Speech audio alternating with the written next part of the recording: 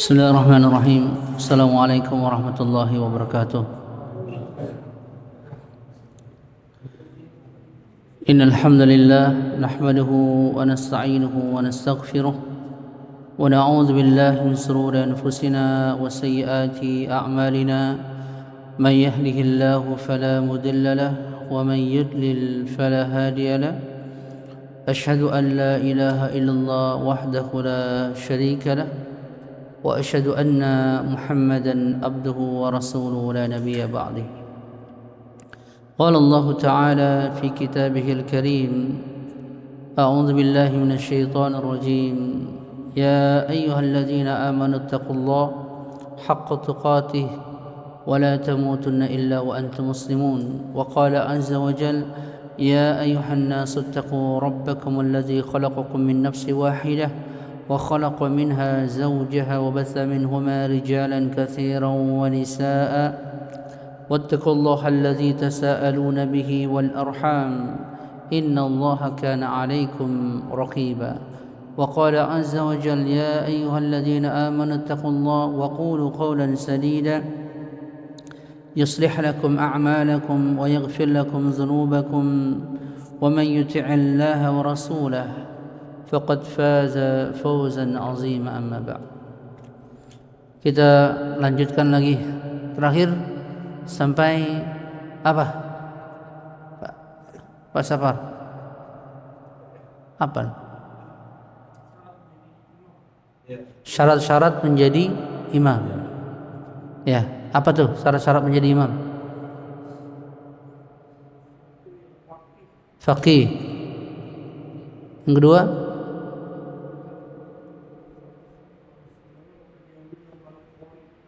ya, jika sama pengetahuannya tentang sunnah, maka yang lebih didahulukan yang qari, yaitu yang fasih dalam pengucapannya dan hafalannya banyak.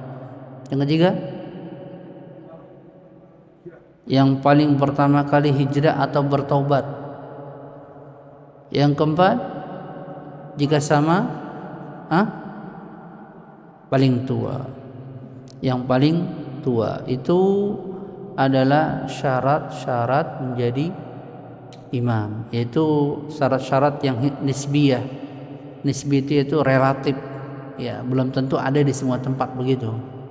Kadang-kadang yang menjadi imam nggak bisa ngaji karena yang makmumnya juga nggak bisa ngaji, gitu. Tapi itu paling bagusnya persyaratan menjadi imam, dan itu menurut para fuqaha, bukan hanya pada mazhab Syafi'i, ya. Menurut para fuqaha. Gitu. Nah, hari ini kita akan membahas adalah syarat-syarat menjadi makmum. Jadi ada syarat-syarat menjadi makmum. Tadi syarat menjadi imam, sekarang ada syarat-syarat menjadi makmum yang itu dibahas dalam kitab Fiqhul Manhaji ala Madhab al-Imam Asy-Syafi'i. Gitu. La yatahaqqaqul iqtida'u masyru' إلا بشروط وكيفيات ينبغي مراعاتها وهي كثيرة نلخصها فيما يلي. Tidak akan tercapai yaitu al-iqtida, itu orang yang mengikuti, yaitu makmum mengikuti imam, ya, al-masyru' yang disyariatkan, kecuali dengan beberapa syarat. Kata Fiqhul Manhaji, dan beberapa kaifiyat yang hendaklah seorang makmum menjaganya, maksudnya memperhatikan syarat-syarat ini. Ya. Yang pertama, alla yataqaddamul ma'mum 'alal imam fil makan. Yang pertama, hendaklah seseorang, yaitu seorang makmum, tidak boleh salatnya mendahului imam, yaitu posisi tempatnya. Posisi tempatnya tidak boleh mendahului imam. Jadi makmumnya di depan, imamnya di belakang. Ya, makmumnya di depan, imamnya di belakang. Patokannya kalau menurut ulama Syafi'iyah adalah tumitnya. Jadi dikatakan makmum itu mendahului imam atau di depan imam jika tumit belakang kakinya itu lebih di depan daripada tumitnya imam. Maka pendapatnya jumhur, perhatikan ya, pendapatnya jumhur, berarti pendapat Imam Syafi'i, Imam Ahmad, Imam Malik, ya, batal orang yang sholat makmumnya di depan imam. Pendapatnya jumhur, ya, ini pendapatnya jumhur. Sampai sini paham dulu nggak? Ngerti ya? Nah, kondisi makmum kan bermacam-macam nih, ya. Jika makmumnya satu, maksudnya yang jadi makmum cuma satu orang, bagaimana posisinya? Posisinya yang sunnah itu minimalnya sejajar dan dia posisinya di sebelah kanan. Posisinya di sebelah kanan. Jadi makmumnya sebelah kanan, imamnya sebelah kiri, sejajar. Ya, dan ini yang sunnah. Karena di riwayat Imam Bukhari dari Abdullah bin Abbas ketika dia ikut sholat bersama Nabi pada Qiyamul Lail, karena Abdullah bin Abbas adalah keponakan dari istrinya Nabi, yaitu Maimunah, ya, maka sholat dari posisi kiri ditarik ke sebelah kanan, ya. Ini jika makmumnya adalah seorang, ya. Tapi kalau pada mazhab Syafi'i, nah yang kita biasa lihat pada di masyarakat kita, umumnya makmum mundur sedikit, ya. Umumnya makmum mundur sedikit. Ini pun nggak ada masalah, la ba'sa. Kenapa? Karena namanya imam itu dijadikan untuk diikuti. Ju'ilal imamu liyu'tamma bi. Konsekuensi dari mengikuti imam, dia harus kelihatan di depan kita, nggak mungkin di belakang, nggak mungkin, kan gitu. Maka dia disyariatkan kalau menurut mazhab Syafi'i mundur sedikit. Padahal dia juga boleh rapat sama, maksudnya sejajar nggak apa-apa, nggak ada masalah. Gitu. Yang tidak boleh tadi jika mendahului imam, tumitnya makmum mendahului tumitnya imam. Ya. Ini kalau sholat dia berdua, ya. Tapi kalau sholatnya makmumnya lebih daripada dua, otomatis kan di belakang, nggak mungkin mendahului, ya kan? Otomatis di belakang, gitu, ya. Tidak mungkin dia mendahului imam, gitu. Jelas nggak nih? Ya. Kemudian jika imamnya perempuan, maka posisi imam perempuan di tengah-tengah di kalangan safnya wanita. Beda dengan laki-laki maju di depan, gitu ya. Kalau imamnya wanita, maka dia di tengah. Misalnya di sini, ya, dia di tengah, perempuan yang lain makmumnya di sampingnya, jejer. Tinggal nanti di belakang, terus belakang, gitu. Ya, ini kalau untuk bagi yang menjadi imam wanita, maka makmumnya juga harus seorang wanita. Nggak boleh makmumnya laki-laki, imamnya wanita. Ini sepakat para ulama, tidak sah sholatnya. Ya, tidak sah sholatnya. Jelas ya? Itu jika wanita. Ya. Kemudian dianjurkan atau disunnahkan agar antara imam dan makmum ala salasati azra, yaitu 3 hasta. Jarak antara imam dengan makmum itu 3 hasta. Kalau makmumnya banyak, ya, gitu. 3 hasta itu kurang lebih 2 meter lah. Kurang lebih 2 meter. Ya. Ini menurut mazhab Syafi'i, ya. Kemudian juga pada mazhab Syafi'i, jika makmum datang terlambat, dia mendapati saf sendirian di belakang, maka dianjurkan pada mazhab Syafi'i untuk menarik makmum di depannya, atau dia masuk di celah-celah saf yang sudah mulai penuh, begitu. Tapi kalau jika memungkinkan, tapi kalau tidak memungkinkan, maka tidak ada masalah. Tapi dianjurkan seperti itu dulu. Itu kalau menurut mazhab Syafi'i. Ya, menurut mazhab Syafi'i. Jelas ya?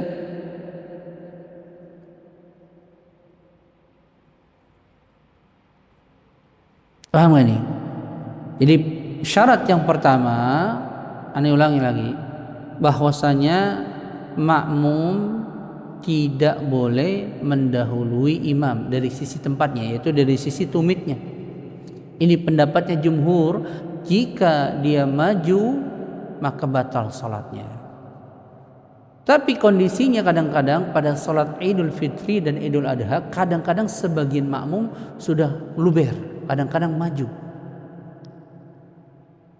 Ya, nah yang seperti ini sebagian ulama berpendapat ma'zurun, diberikan rukhsah, keringanan, karena kondisinya dia sudah nggak ada tempat lagi.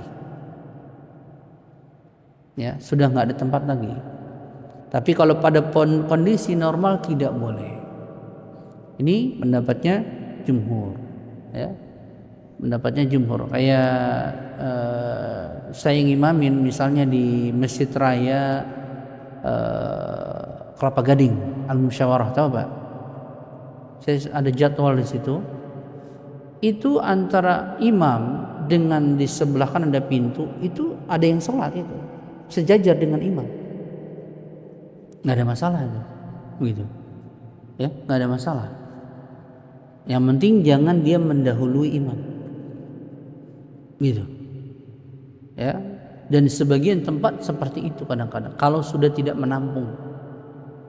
Artinya kalau kondisi dia leluasa, hendaklah dia sholat seorang lelaki yang makmum di belakang imam. Ya, di belakang imam. Jadi urutan saf makmum, jika satu makmum di samping kanannya, jika berdua di belakang, jika ada wanita di belakangnya, begitu urutannya. Ya, jangan wanita di sebelahnya imam. Apalagi pakai sekat, gitu ya, nggak boleh. Di belakangnya imam itu dianjurkan. Meskipun itu hukumnya makruh kalau cuman di sebelahnya. Ini menurut ulama Syafi'iyah. Ya, jelas ya. Kemudian juga dibahas bagaimana hukum jika seseorang jadi makmum dan imamnya ajnabi, maksudnya yang jadi imam laki-laki, yang jadi makmum perempuan, orang nggak dikenal, bukan mahramnya. Sedangkan dalam hukum Islam tidak boleh berduaan berduaan dengan wanita yang bukan mahramnya, wanita yang nggak dia kenal, karena akan menimbulkan fitnah. Ya, ini dibahas dalam kitab-kitab para ulama, gitu ya. Jika terjadi yang demikian, maka hendaklah dibatalkan salatnya. Dibatalkan salatnya. Ini terjadi biasanya pada salat-salat di masjid-masjid yang di rest area. Ya, di rest area. Tapi kalau dia makmum imam datang sendiri, tiba-tiba ada yang ikut di belakang, ya ini nggak berdosa, kan nggak tahu. Perempuan ikut kita di belakang, ada di rest area misalnya, nggak dosa. Tapi ketika dia sholat, dia tahu dia ada wanita yang ikutin, maka dianjurkan dia untuk mufaraqah, jangan ikut, jangan jadi imam, gitu. Tapi jika terjadi demikian, apakah batal? Sholatnya tidak batal, tapi dia berdosa karena terjadi ikhtilat, terjadinya percampuran yang bukan mahramnya, bukan istrinya. Beda dengan kalau istrinya, ini nggak ada masalah, atau anaknya, mahramnya, ibunya, gitu. Ya, ini penting untuk kita pahami, gitu. Jelas ya? Kemudian syarat yang kedua adalah an yutabi'ahu fil intiqalati wa sa'iri arkanis salatil fi'liyah. Itu hendaklah seorang makmum mengikuti yutabi, ya, pada intiqalat, yaitu perpindahan-perpindahan, dan dari seluruh rukun-rukun yang dikerjakan, rukun-rukun fi'liyah yang dikerjakan oleh imam, yaitu dia mengikuti gerakannya imam. nggak boleh tertinggal. Ya, mengikuti gerakannya imam. Nah, di sini para ulama membagi menjadi beberapa bagian, dirinci. Ya, dirinci, perhatikan. Ya. Yang pertama, jika makmum berbarengan dengan imam. Imamnya ruku, makmumnya barengan ruku. Allahu Akbar, ikut gitu. Maka ini hukumnya makruh. Boleh, makruh, tapi tidak membatalkan salat. Yang kedua kondisinya jika makmum mendahului imam. Orang mau ruku, Allah, dia sudah ruku. Biasanya terjadi itu ketika i'tidal mau sujud. Kan panjang tuh, makmum udah duluan sujud. Makmum sudah duluan sujud. Ya. Perhatikan. Jika ketika dia duluan sujud, dia tidak langsung duduk, maksudnya dia menunggu sujudnya imam, maka masih sah. Misalnya saya habis i'tidal kan mau sujud Allah, makmum duluan sujud. Ya. Tapi ketika kita sudah akbar mau ruku apa mau sujud, dia mana duduk di antara dua sujud, mendahului, maka ini membatalkan sholat. Kalau dia mengetahuinya, menyengaja. Ya. Tapi kalau dia sujud, dia tunggu imam sujud, kan gitu. Ini enggak membatalkan sholat karena belum berpindah ke rukun berikutnya. Belum berpindah ke rukun berikutnya. Ini kalau jika kondisi makmum mendahului imam satu rukun, maka batal salatnya. Ya, mendahului imam satu rukun maka batal salatnya. Ukuran batalnya gimana tadi?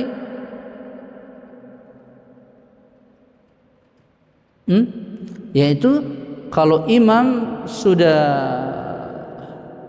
sujud, dia duduk di antara dua sujud, mendahului imam satu rukun.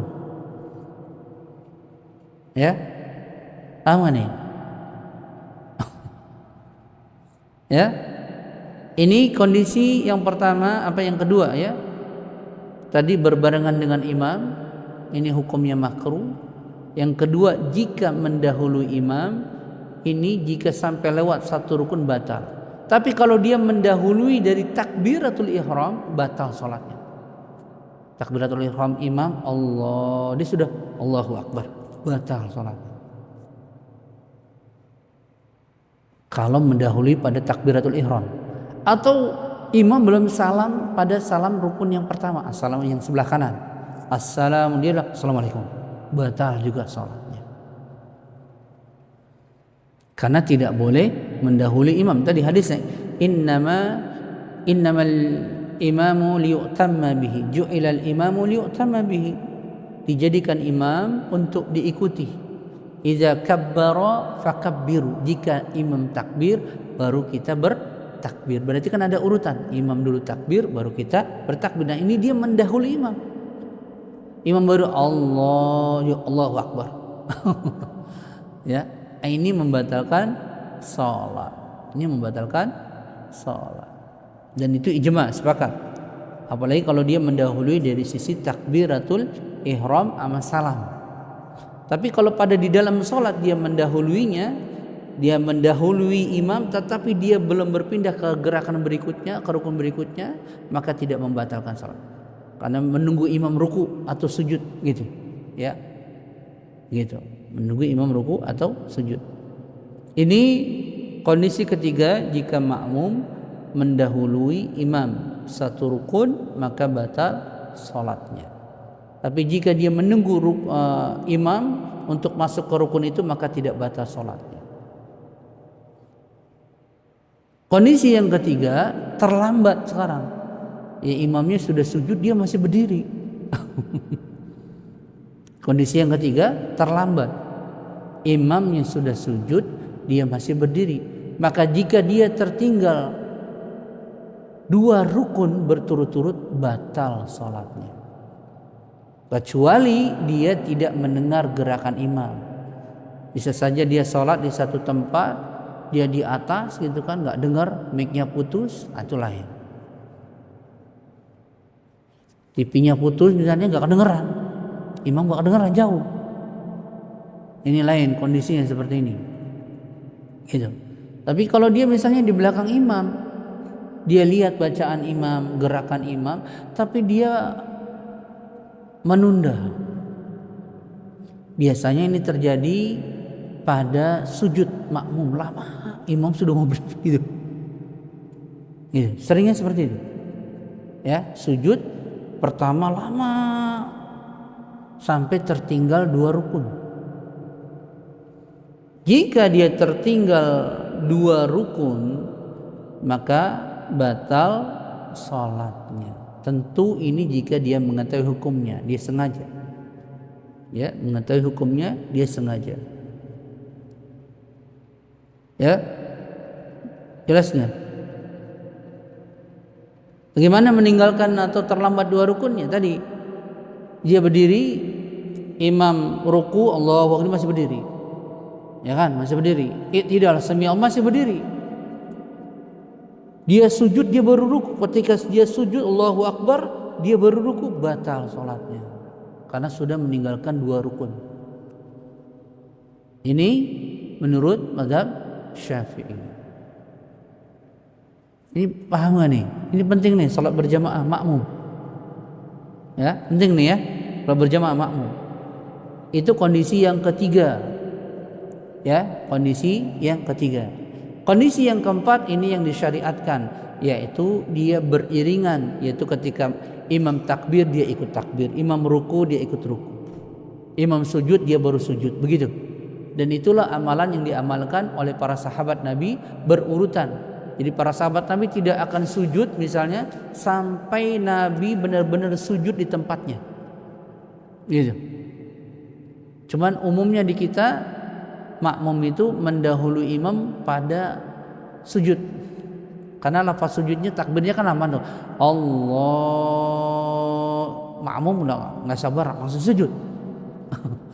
Padahal yang dianjurkan adalah tunggu sempurnanya sujudnya imam, baru makmum sujud. Ya, baru makmum sujud. Jelas nggak nih? Jadi ada 3 perkara, ada 4 keadaan makmum di dalam mengikuti imam. 4 keadaan makmum di dalam mengikuti imam. Keadaan yang pertama, berbarengan bareng sama imam, ruku-ruku, sujud-sujud barengan, gitu ya. Ini hukumnya makruh. Keadaan yang kedua, mendahului imam. Tadi dirinci, jika dia mendahului imam lewat 1 rukun batal. Tapi kalau dia mendahului imam pada takbirnya saja, tapi dia belum berpindah pada rukun itu, nunggu imam misalnya sujud, maka tidak batal. Keadaan yang ketiga, tertinggal dari imam. Imam sudah sujud, dia masih berdiri, ini batal sholatnya jika tertinggal 2 rukun. Keadaan yang keempat, ini yang paling disyariatkan, dia mengikuti gerakannya imam. Imam sujud dia baru sujud, imam ruku dia baru ruku, begitu. Inilah yang dianjurkan bagi seorang makmum. Ya. Jadi syarat menjadi imam tadi apa? Dia mengikuti pada setiap perpindahan rukun-rukun fi'liyah, rukun-rukun perbuatan yang dikerjakan, yang dilakukan oleh imam. Jelas ya? Yang ketiga adalah di antara syarat-syarat dari makmum, al-ilmu bintiqalatil imam. Dia mengetahui perpindahan imam. Ya, mengetahui perpindahan imam. Mengetahui perpindahan imam itu dirinci. Ya. Pertama bisa dengan melihat langsung di belakang imam. Ya kan? Tapi kalau jamaahnya banyak, misalnya pakai speaker, dia bisa mendengar dari suara speaker meskipun saf yang ke 100 misalnya kan nggak kelihatan kan, Tapi selagi suara speakernya kedengaran, dia mengetahui perpindahan imam, itu syarat jadi makmum, sah makmumnya. Gitu ya. Atau biasanya di masjid-masjid besar ada yang menyampaikan, jadi makmum Allahu Akbar, nanti ada yang nyaut Allah gitu. Bilal bahasa kita mah. Ya. Ini pun sah, nggak ada masalah. Tapi bagaimana jika dia lagi sholat, misalnya di lantai 2, sholat tarawih, mati lampu, speaker nggak ada, nggak kedengaran juga, kejauhan. Bagaimana hukumnya yang seperti ini? Maka kata para ulama, hendaklah dia melanjutkan dengan niat sholat sendiri, karena sudah nggak bisa lagi mengikuti imam, nggak tahu imam lagi posisi apa. Ya, di satu tempat misalnya mati lampu, masjidnya besar, kan gitu. Saf yang ke-100 nggak tahu, tapi yang tahu mungkin saf kedua ketiga. Nah kalau yang mengerti mungkin saf kedua ketiga dia akan bergemuruh takbir bareng-bareng, Allah ramai gitu. Tapi kalau yang nggak ngerti kan bingung, nggak kedengeran. Jadi syarat di antara menjadi makmum, dia mengetahui perpindahan imam, baik dari suaranya imam, baik dengan speaker, atau dia melihat dari gerakan imam, gitu ya. Atau dia mendengar dari ada bilan yang menyampaikannya, atau ada layar monitor misalnya, dia melihat. Maka selagi dia mengetahui perpindahan imam, maka dia sah menjadi makmum. Tapi kalau nggak tahu perpindahan imam, maka tidak sah dia menjadi makmum, dia sholat sendiri. Jelas ya? Kemudian yang berikutnya adalah antara imam dengan makmum harus berkumpul pada satu tempat. Nggak boleh imam di sini, makmumnya di rumah tuh. Nggak sah itu. Ya, nggak boleh. Harus pada satu bangunan. Misalnya di sini, kalau dia mau sholat di situ masih sah, nggak apa-apa, karena satu bangunan.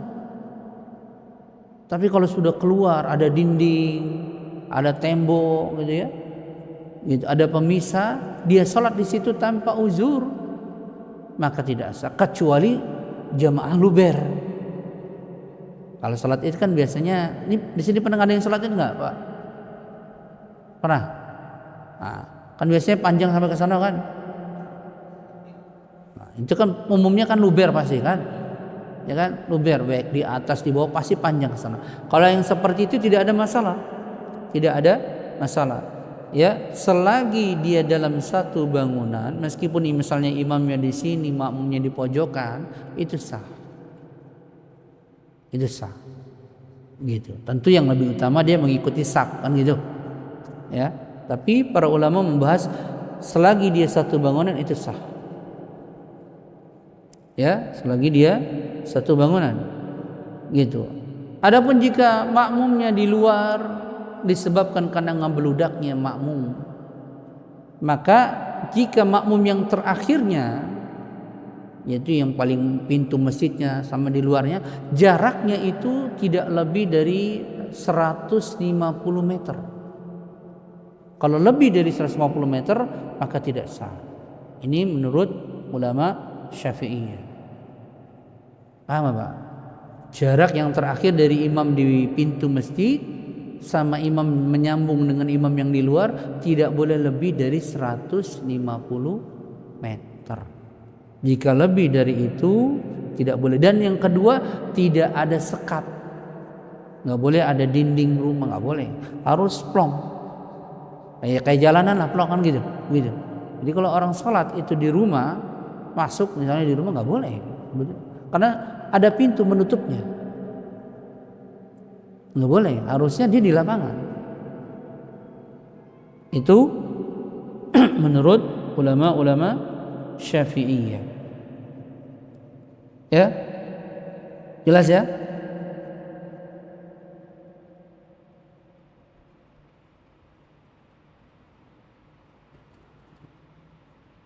Jadi antara imam dengan makmum, dia tidak boleh lebih dari 150 meter kalau makmumnya satu misalnya. gitu ya. Tidak boleh lebih dari 150 meter. Kalau lebih daripada itu, maka tidak sah dia menjadi makmum di belakangnya. Itu menurut mazhab Syafi'i. Menurut mazhab Syafi'i. Penting nih ya. Kemudian syarat berikutnya adalah berniat mengikuti imam. Berniat mengikuti imam berbarengan dengan takbiratul ihram. Berarti kalau seorang makmum, perhatikan ya. Misalnya seorang makmum nih ya, kalau mazhab Syafi'i, ada yang masbuk makmum. Taruhlah tadi kita sholat isya masbuk makmum datang pada rakaat ketiga. Tertinggal kan dapat 1 rakaat doang. Perhatikan. Ya, 2 orang masbuk. 2 orang masbuk mendapati imam pada rakaat ketiga. Berarti kan harus disempurnakan baru dapat 1 rakaat bersama imam. Dia berdiri, tiba-tiba dia nyambung makmum, mundur 1. Ini enggak boleh. Ngerti gak nih? Jika ada 2 orang masbuk berdekatan, ya, kemudian berdiri dong, ya kan, udah imam salam. Tiba-tiba misalnya sebelah kanannya mundur sedikit, dia menjadikan yang di sebelah kirinya jadi imam. Ini nggak boleh karena berniat awalnya pada imam yang pertama. Paham gak? Karena dia menjadi imam pada imam yang pertama. Maka kalau pada mazhab Syafi'i, jika makmum tidak berniat ketika takbiratul ihram menjadi makmum, tidak sah salatnya. Tidak sah salatnya. Beda dengan imam. Imam tidak disyaratkan menjadi imam. Seperti orang salat sunnah ditepuk, dia nggak niat jadi imam, gitu. Tidak disyaratkan. Ini sudah kemarin kita bahas ya kan, tidak disyaratkan. Tapi kalau menjadi makmum, otomatis disyaratkan dia berniat jadi makmum karena dia cari imam kan sebelumnya, ya kan dia. Makanya kalau orang masbuk, jangan sampai dia misalnya tertinggal bersama 2 orang, dia mundur, lanjutinnya jadi imam ini nggak boleh, tidak sah. Dia tidak sah. Hendaklah dia sholat sendiri melanjutkan. Beda kalau yang tertinggal itu sama-sama sudah salam imam yang pertama, ada 2 orang. Ini boleh, nggak apa-apa. Dimulai dari awal. Gitu. Tertinggal misalnya imam yang pertama sudah salam, ada 3 orang. Berjamaah yang kedua lah, nggak apa-apa. Karena dari awal sama-sama takbiratul ihram. Tapi ketika masbuk dia tertinggal, berdiri, tiba-tiba dia mundur, dilanjutin, gitu kan? Ini nggak boleh. Hendaklah dia menyempurnakan sholatnya sendiri, menyempurnakan sholatnya sendiri, ya, gitu. Ini menurut mazhab Syafi'i, gitu. Ammal imamu fala yajibu alaihi an yanwal imama, gitu. Jelaskan oleh ulama Syafi'i. Adapun imam, dia tidak wajib berniat menjadi imam. Tidak wajib, bukan syarat. Tapi kalau makmum, maka dia wajib berniat menjadi makmum. Dimulai dari takbiratul ihram. Jika dia tidak mengerjakannya, maka batal salatnya. Tidak sah salatnya. Ya. Cuman tadi kemarin dibahas, dianjurkan bagi makmum untuk berniat ketika ditepuk, untuk berniat menjadi salat berjamaah, gitu. Ya, enggak apa-apa. Tapi kalau dia enggak berniat juga enggak apa-apa. Selagi dia mengikuti makmumnya mengikuti imam yang pada salat-salat yang ma'ruf diketahui. Gitu. Kemarin kita sudah bahas kan, kalau imamnya ternyata lagi sholat jenazah jangan ditepuk, kan tidak ada ruku dan sujud. Ini kan menyelisihnya jauh. Gitu. Ya. Ini syarat-syarat untuk menjadi imam, menjadi makmum ya, syarat-syarat untuk menjadi makmum. Kapan makmum itu dihitung dapat 1 rakaat? Kalau pada ulama Syafi'iyah berpendapat, ini kebanyakan pendapat jumhur, jika dia mendapati imam dalam keadaan ruku. Jika dia mendapati imam dalam keadaan ruku, maka dihitung 1 rakaat. Tapi jika dia mendapati imam selain daripada keadaan itu, dapat imam dalam keadaan sujud i'tidal, maka tidak dihitung 1 rakaat. Ya, ini penting untuk kita pahami. Ya, kita pahami. Bahkan ulama Syafi'iyah berpendapat, apakah dapat pahala solat berjamaah bagi orang yang tertinggal meskipun 1 rakaat, tinggal tasyahud akhir doang. Dapat pahala meskipun misalnya dia baru duduk sudah salam. Allahu Akbar, dia masuk posisi imam lagi tasyahud akhir. Pas masuk duduk sebentar mungkin 1 detik sudah salam, maka dia mendapatkan pahala salat berjamaah. Tapi tidak dihitung 1 rakaat. Ya, tidak dihitung 1 rakaat. Ada pertanyaan sampai sini? Ngerti nggak nih?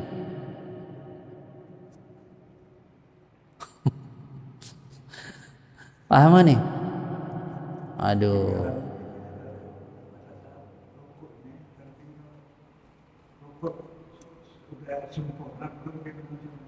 Apanya? Imam.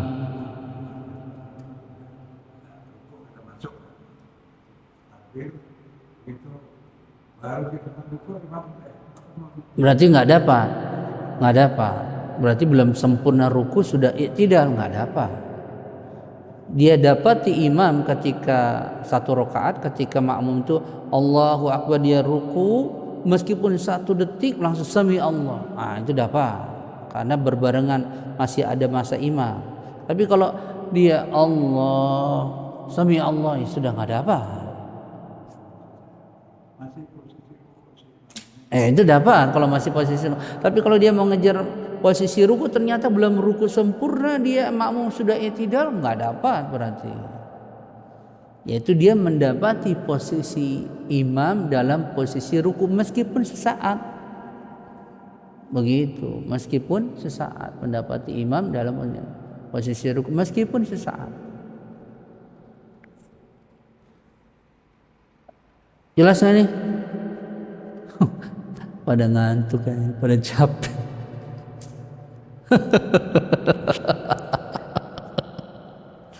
Aduh.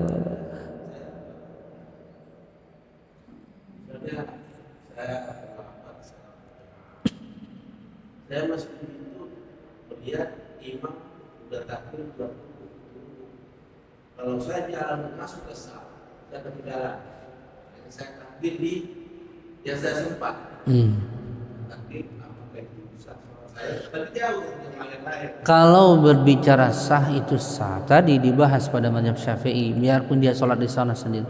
Tapi itu tidak beradab. Nabi katakan dalam hadis Nabi yang lain, hendaklah engkau mendatangi sholat berjamaah dengan sakinah wal wiqar, dengan tenang. Jangan. Suatu ketika ada sahabat Nabi masuk dan Nabi dalam keadaan ruku. Dia ruku dari pintu masjid, ruku sambil jalan. Ya, ini terjadi karena mau mengajar 1 rakaat bersama Nabi. Kemudian setelah selesai salam, Nabi tidak katakan kamu enggak sah salatnya, enggak sah. Tapi kata Nabi, zadakallahu hirsan wala ta'ud. Semoga Allah menambah semangatmu dalam beribadah, tapi jangan engkau ulangi perbuatan yang seperti itu, tergesa-gesanya itu. Sehingga Nabi katakan, hendaklah engkau mendatangi masjid dengan sakinah wal wiqar, dengan tenang dan dengan santun, yang gusak-gusak jangan. Gitu. Jika engkau dapati imam dalam kondisi apapun, ikutlah. Jika kurang, sempurnakan. Begitu Nabi bilang. Tapi tadi yang kita bahas, kalau pada fikih mazhab Syafi'i, jika dia salat di sana bagaimana? Sah selagi 1 bangunan dan tidak tidak lebih daripada 150 meter. Kalau lebih dari 150 meter tidak sah. Gitu. Tapi itu bukan adab, nggak boleh begitu. Ya adabnya kan kita kan kalau salat berjamaah rafatkan sa, kan gitu. Luruskan, jangan dia sendirian di pojokan padahal di sini masih kosong. Gitu. Ya. Tapi itu bukan pembatal sholat menyendiri. Ya. Dia bukan pembatal sholat selagi jaraknya kalau pada mazhab Syafi'i tidak lebih dari 150 meter. Ngerti nggak Pak? Paham ya Pak? Ada lagi?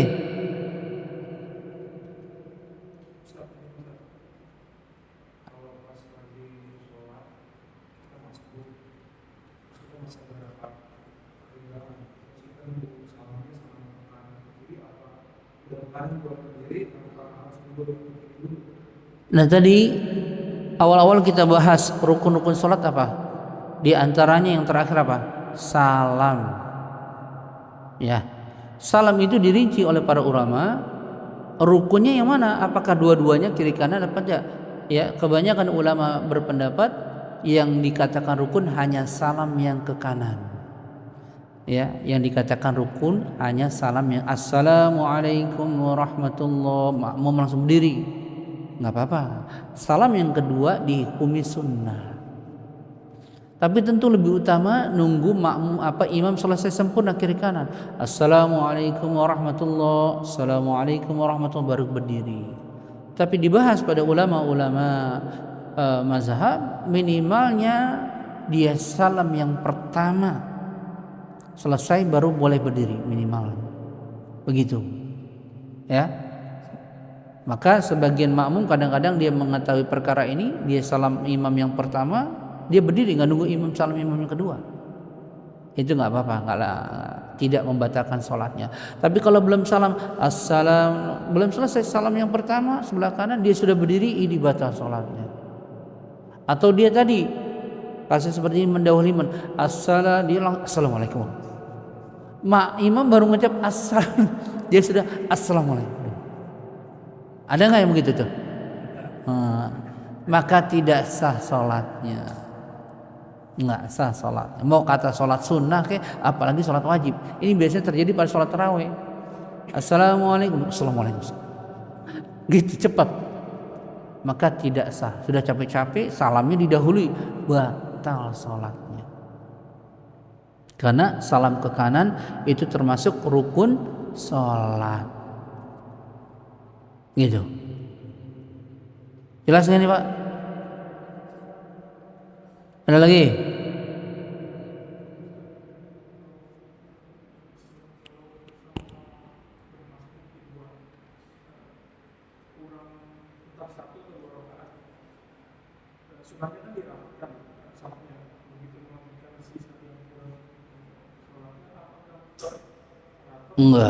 Enggak mesti. Karena kan dia bukan sholat berjamaah sendiri-sendiri.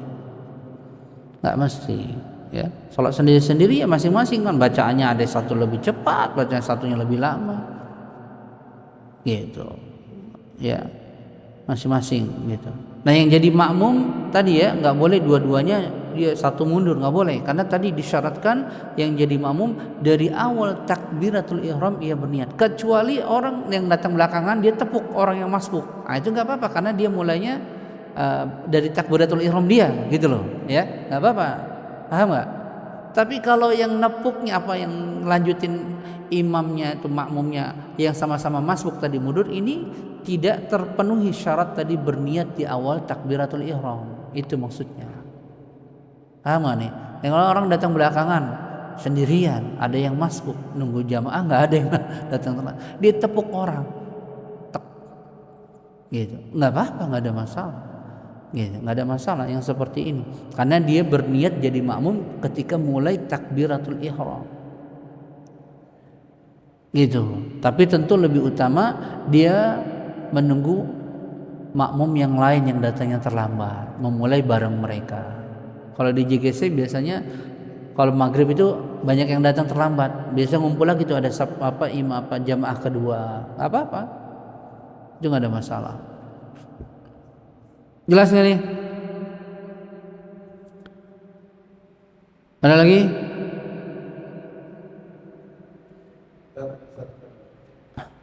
Ini sudah berat,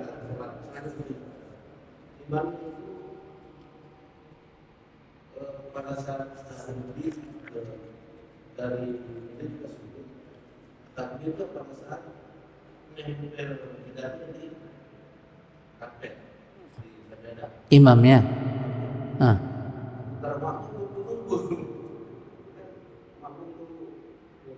Di gerakannya kelihatan. Iya. Dirinya nggak keluar. Nanti kalau tidak jadi karpet baru. Tapi ini kita kadang nunggu suaranya karpet dan gimana? Apakah kita tergolong orang yang tidak gerakan atau Enggak lah. Imam harus faqih. Yang dilihat oleh makmum adalah gerakannya imam, bukan bacaan. Karena ada orang makmum baca Allah, nah, sudah ruku yang lain. Paham gak? Yang dilihat gerakannya imam, jangan lisannya. Kecuali imamnya berbarengan bisa Allah. Tapi kadang-kadang Allahnya sudah panjang, sudah hu akbar tapi belum ruku atau belum sujud. Allahu akbar, masih mau ruku, akhirnya kebalap sama makmum. Ini nggak boleh yang seperti ini, nggak boleh yang seperti ini.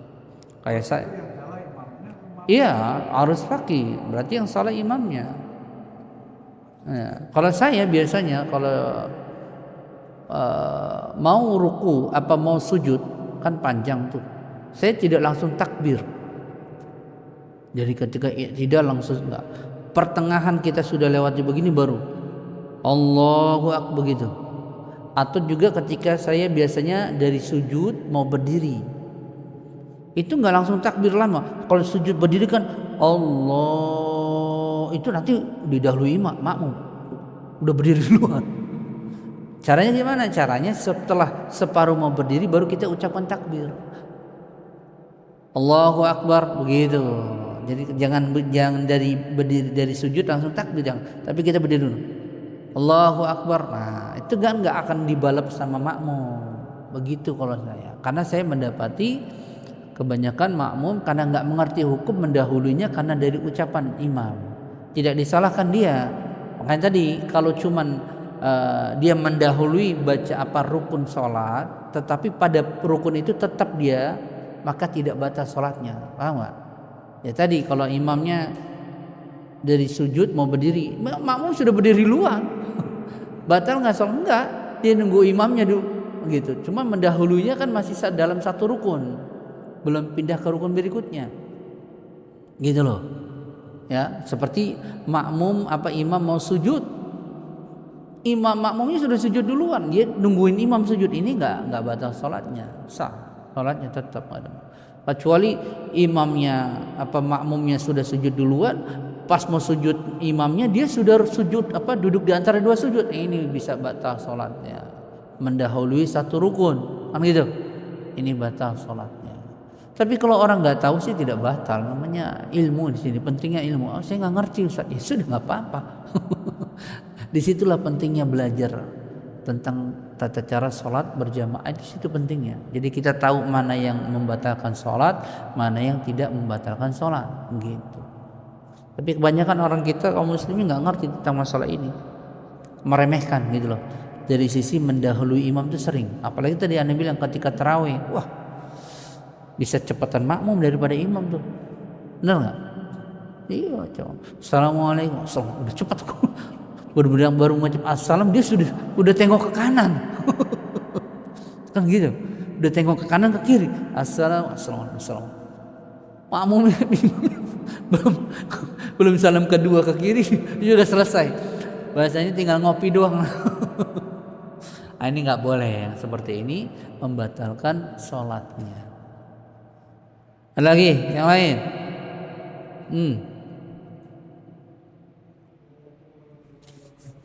Waalaikumsalam warahmatullahi wabarakatuh.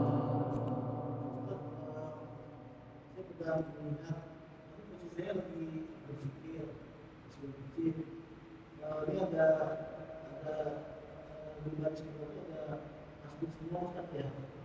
ketika selesai imam salam, ini salah satu imam itu Itu nggak boleh kan tadi Anda udah jelaskan. Jadi jangan sesama masbuk, apalagi dia tampil maju, lanjutin imam yang di depan. Salah. Ya karena kebodohan. Nggak ngerti. Kalau dia membahas tadi pada syarat-syarat makmum, disyaratkan menjadi makmum dari mulai takbiratul ihram. Nah, bagaimana itu bisa terpenuhi kalau sama-sama masbuk? Nggak bisa. Sudah di dalam sholat, kan gitu. Nggak bisa. Gitu. Ya, maka yang seperti ini, ya kalau dia nggak tahu hukumnya ya nggak berdosa, nggak batal. Namanya nggak tahu. Tapi kalau sudah mengerti hukumnya, hah? Ya kalau zaman sekarang pakai gamis kebanyakan malah dukun. pakai pakai gamis, pakai sorban malah dukun banyak ya. Ia tidak jadi amalan, jadi tidak jadi rujukan gara-gara yang lain ikut kemudian jadi halal. Ya enggak lah, tetap nggak boleh. Cuman kalau orang nggak tahu ya tentu nggak berdosa, ya kan? Namanya orang nggak tahu mau gimana? Saya nggak tahu Ustaz, ya sudah. Suatu ketika sahabat Nabi yang bernama Muawiyah Al-Hakam bin Hakam As-Sulami sholat bersama Nabi nih, perhatikan. Tiba-tiba orang yang di luar sholat ada yang bersin atau dia bilang alhamdulillah. Dijawablah oleh Muawiyah As-Sulami dalam sholat, yarhamukallah. Sahabat yang lain dengar marah, tepuk-tepuk tangan dalam sholat. Maksudnya nggak boleh ngomong begitu karena dalam sholat diantara pembatalnya adalah berbicara. Tapi kemudian Nabi tegur habis sholat. Nabi katakan apa? Sesungguhnya dalam sholat itu tidak boleh ada perkataan ini itu. Dia hanya baca Quran, tasbih, tahlil. Nabi tidak perintahkan ulang lagi lo, batal lo ya. Nggak ada. Karena ketidaktahuan, nggak tahu, orang baru masuk Islam. Dari situ diambil hukum seseorang yang tidak mengetahui tentang suatu masalah tidak diponis dengan kesalahan. Enggak, boleh, nggak ada masalah. Tapi kalau setelah tahu tetap begitu, tentu batal sholatnya. Sudah tahu begitu. Karena mayoritas kita kaum muslimin nggak ngerti tentang hukum Islam. Begitu, ya. Jadi kalau dia maju imamnya sama-sama masbuk dia maju, iya nggak tahu ya nggak dosa. Tapi kalau dia tahu dia tetap maju, batal sholatnya. Apalagi yang jadi makmum, batal. Kalau dia maju sendiri nggak ada yang ikut, bagus. Berarti kan nggak ngikutin dia kan itu. Salah sendiri kan gitu. Tapi ya, dia maju ada yang imam, ada yang jadi makmum, batal makmumnya. Mungkin yang jadi imam nggak batal, kan gitu, ya kan? Makmumnya, iya, karena tidak terpenuhi syarat-syarat menjadi makmum, yaitu dia berniat di awal takbiratul ihram. Gitu. Harus faqih ya, harus mengerti tentang masalah sholat berjamaah ini supaya tidak asal-asalan dalam melakukan ibadah sholat berjamaah ini. Ada lagi yang lain?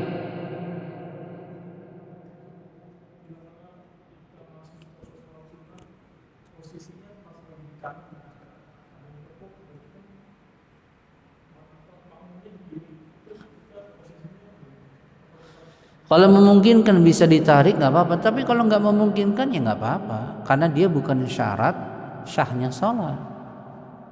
Itu syarat kesempurnaan sholat. Saf itu syarat kesempurnaan, urutannya demikian. Selagi tadi kan kita syaratkan tadi awal apa? Tidak mendahului imam dari sisi tumitnya, gitu loh. Kalau memungkinkan, gitu. Namanya orang nggak ngerti kondisinya, dia nggak fakir, dia tepuk-tepuk dia sebelah kiri. Ya, antum nggak kenal, masa nanti disyarat-syarat. Nah, dia kalau dia terima.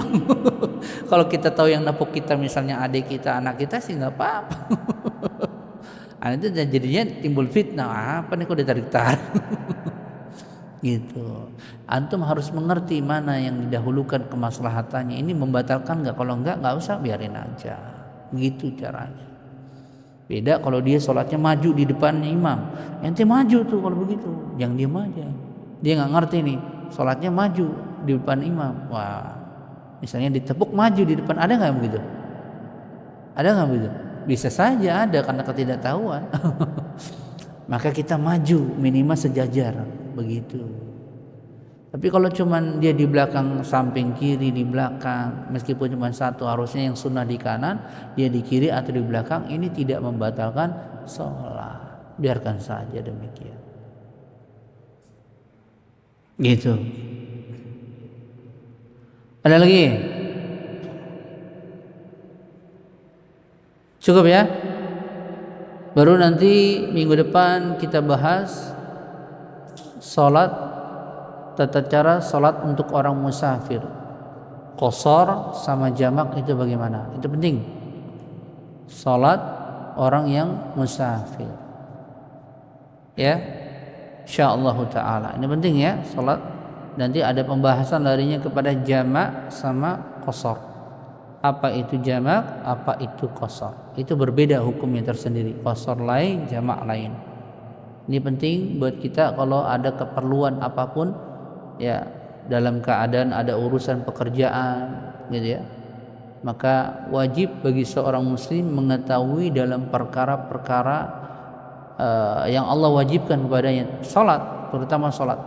Dalam kondisi apapun, dalam kondisi sholat sakit bagaimana, kondisi sholat dalam keadaan safar bagaimana, kondisi sholat dalam keadaan mukim bagaimana, gitu ya. Ini penting supaya tidak terjadi kejahilan dalam melakukan ibadah tanpa ilmu, akhirnya terjadi penyimpangan dalam ibadah. Tapi dia nggak tahu, gitu ya.